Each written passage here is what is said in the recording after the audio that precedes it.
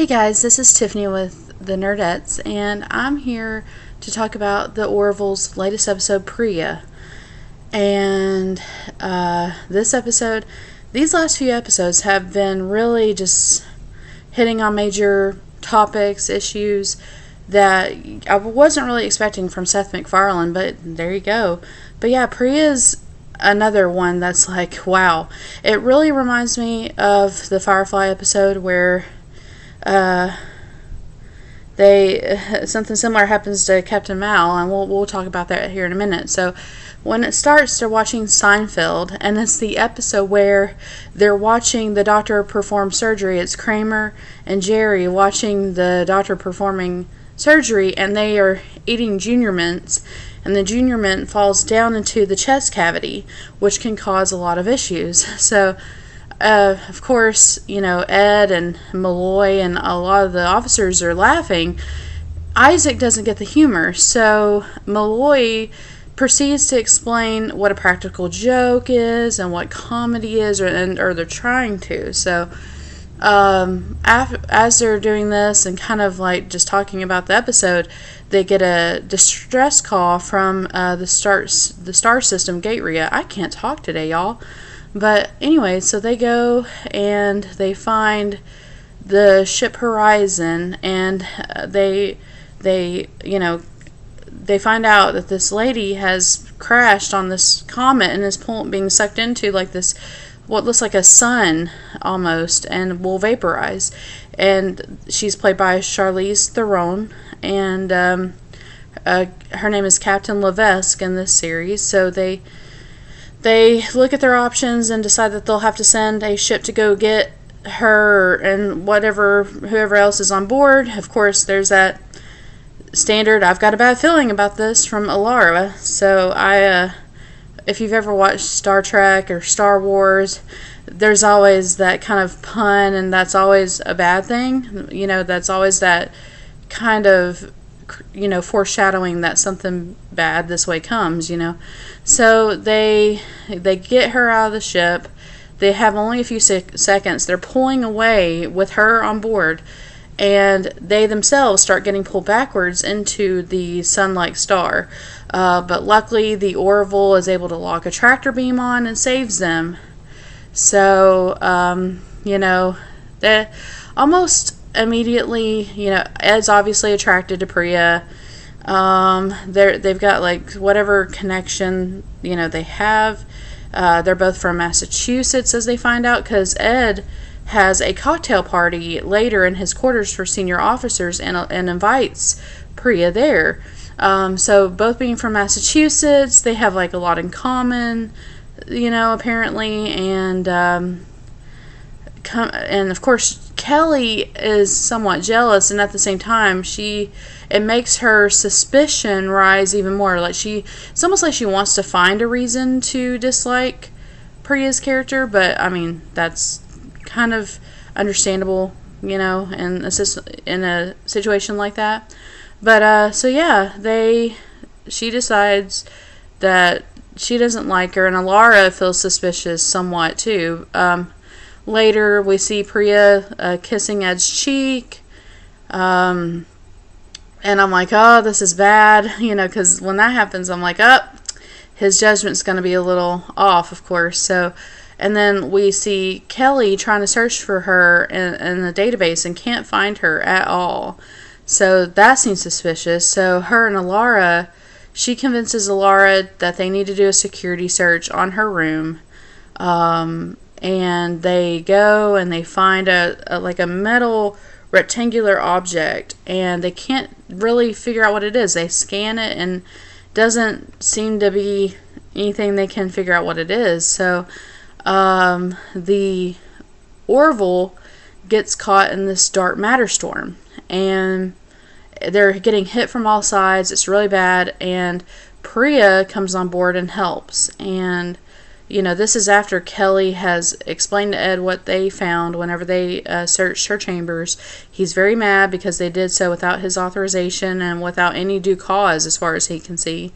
And so Kelly doesn't want her to take the helm, but I mean, at this point, they don't really have any other option. They're going to, get damaged and die if they don't. So Pria flies them through it to the, impressing Ed and obviously Malloy himself. So she gets through it, and of course their communications are damaged, and they have the closest place to repair them is quite an extensive journey. So Pria says that, oh, well, I've got a consortium base that I'm a part of that is close by, that you can get this taken care of. I'll get out of your hair.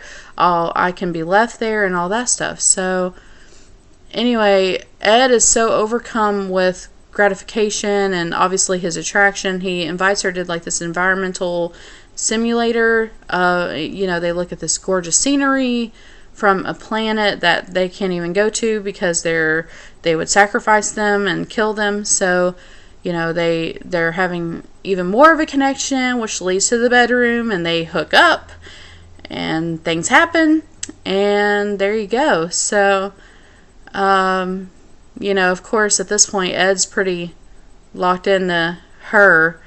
Then we see Malloy waking up without a leg because it was amputated during his sleep by Isaac. So to make a practical joke on Isaac, he put like Mr. Potato Head like eyes and ears and like the face on him because he can't really detect it if it's not registered as something that would harm him or that would be an enemy, if you will. So he's walking around with Mr. Potato Head parts, and he's like, why would you do such a thing? And Malloy tries to again explain comedy and practical jokes. So he wakes up without a leg, and come to find out it was amputated during his sleep by Isaac, who anesthetized him and took off his leg and hid it. So, I mean, he's very upset. He's like, that is not a practical joke. They have to send him to the med bay to have it regenerated. And so anyways, there's like something pops up. There's something wrong in engineering. They go down. The metal rectangular object that Kelly and Alara found in her room and Priya's room is in the navigation system, and it's locked in. Like they can't get it out. They can't budge it. It's like jamming in there pretty much, for lack of a better term. So they go and kind of confront Pria, and she tells them, I'm from the 29th century. You were supposed to die in the dark matter storm. And I want to sell your ship because it's an artifact, because you died and it was destroyed, and I sell artifacts to these bidders.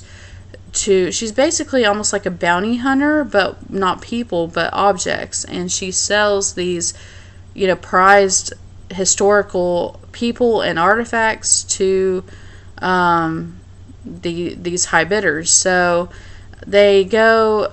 They find out that that's what she's there for, and that she's set them on. She has like a little thing on her like forearm or wrist or whatever that is like a pad, like a touchpad, and she alters the navigational path like remotely through her arm to direct them towards this wormhole to get them to this consortium base where she can sell them to whomever is bidding on them. So they try to go down and access the rectangular metal object that's in the navigation signal because they don't want to go to this place. They find out, oh, we were supposed to die. We should be dead. We are altering timelines and everything else. This is a paradox. And she's some sort of time traveler, all this stuff. So they try to like shoot it. It doesn't work. But of course, your old school like metallic drill seems to open it enough, like a hole enough where Isaac can get into the circuitry, and he goes into it, and of course it jolts him in such a way that he is dead by all accounts. So it completely puts him offline. He is, for all consideration, dead. And And of course, by this point, there's nothing they can do. They end up going through the wormhole and to, I think it was a Benzian ship, who's there and ready to bid. And she, Pria just, transports, like, just materializes on the main deck and talks to them and lets them know it has minor scratches, minor damage, nothing that would detract from the value. And they are going to start bidding on it, but while they're having this dialogue between Pria and the Benzians, Isaac messages over the comm in the captain's chair and says, "Captain, would you like junior mint?" Going back to that Seinfeld episode. And that's like that signal that I have been successful in infiltrating this navigational system and have overridden it. So Kelly is like beating Pria up. Ed's like taking back over the commands, and Malloy is flying them. They're getting away from the Benzians. They fly out of the wormhole with Isaac's help. And so finally they pull free. They put Pria in the brig, and everybody's, very thankful that nothing crazy's happened. So, Ed kind of talks to Pria like, was this all a lie? Obviously his experience before, he's been cheated on, and here we go again with Pria lying to him. But she, he's like, this whole time you said it's been real, that there's been this connection, but you haven't apologized at all. And she says basically that people that make apologies, that they're not needed, that the wrong kind of people can take advantage of apologies. And it's like that really kind of profound thought of, which is very true, that if you apologize a lot, the wrong kind of people actually will take advantage of them and use them almost against you. So they end up firing on the wormhole and destroying it. She kind of like materializes away, and it's just kind of, Ed apologizes to Kelly. She's like, I told you so. We knew this would happen, but we're supposed to be dead anyway, so, I guess it's fine. And they kind of have that, we came through the fire together connection almost. So it's, it's sad and a little bittersweet to see this happen. It's yeah. I mean, Ed, for him, this is like probably pretty much the first person he's found that since his divorce and since Kelly, and he's still having these kind of mixed emotions with Kelly and just these mixed feelings because of everything that's happened. This is the first person he's found that's kind of made him take a step back and be like, oh, I could be interested in them, and to have something like this happen, his trust is, getting battered yet again. So it's very bittersweet that something like this happened, but at the same time, it's like, it should have been almost expected, I feel like, because I mean, from the very get-go, everybody had a bad feeling about her, and it was just, for me, it was a matter of waiting to see how bad it was and what her ulterior motive is. So we obviously discovered that, and it's one of those things. So, but yeah, that's the Orville episode called Pria. All in all, I think it was a very solid episode. It wasn't, there was no lulls. That was very, paced well. It, makes you really think about different things. Like I said, it reminded me of Firefly because when they run into the planet and save, what is her name? Starts with a S. Dadgummit. Oh my gosh, wow, I'm having one of those moments. But yeah, so she, oh my gosh, it's like right there on the edge of my mind too, on like in my brain.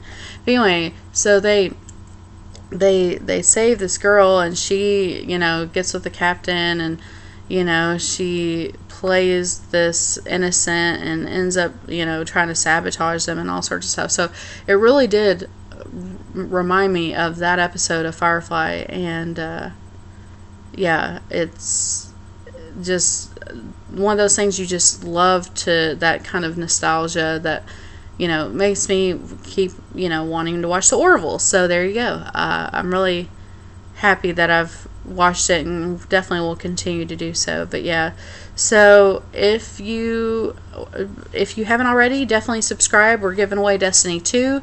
If you send us a screenshot of your subscription to the YouTube, if you get an entry into winning Destiny 2, the special edition. If you like our Facebook and send us a screenshot, it gets you a second entry into the giveaway. And if you share the video on social network, that could be Twitter, I don't care, that could be Facebook, that gets you a total, all in all, you have to do all the other things, but if you also share it, you get a total of 5 entries. And there's a video that we posted to give you the full details and what the email is to send that to, so check that out. Still subscribe even if you don't want Destiny 2. I really appreciate it. We're doing unboxings of Loot Crate, Owl Crate, Scotch Box, Japanese snacks. We may do some odd boxes here and there, like I'm thinking of trying out the Nickelodeon box. I'm thinking there's a Bookish box, which is again right up my alley. Just maybe the Kawaii Crate. I mean, there's so many out there. I mean, I may do like an oddball one just to kind of mix it up and see if I like it and what happens, just for fun. We are also going to do more giveaways that are even more amazing that you won't even expect. I've got some things in mind for you guys, so go ahead and subscribe if you haven't already for those, so you can keep watch, and we'll be posting those after this giveaway ends in November. We will be posting those as well right before Christmas. So hey, if you want some Christmas gifts or what have you, that's the way to get it. But yeah, I love that. We do a lot of different reviews. We'll be reviewing Stranger Things 2. We'll be reviewing The Walking Dead when it comes back on. We'll be just the last bit of Game of Thrones. I'll most likely be doing Inhumans. I'm not sure yet.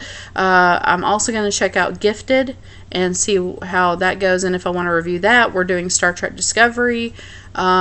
Any number of geek things, we do it. So check us out. I really appreciate you guys watching, and I hope to see you back. Bye.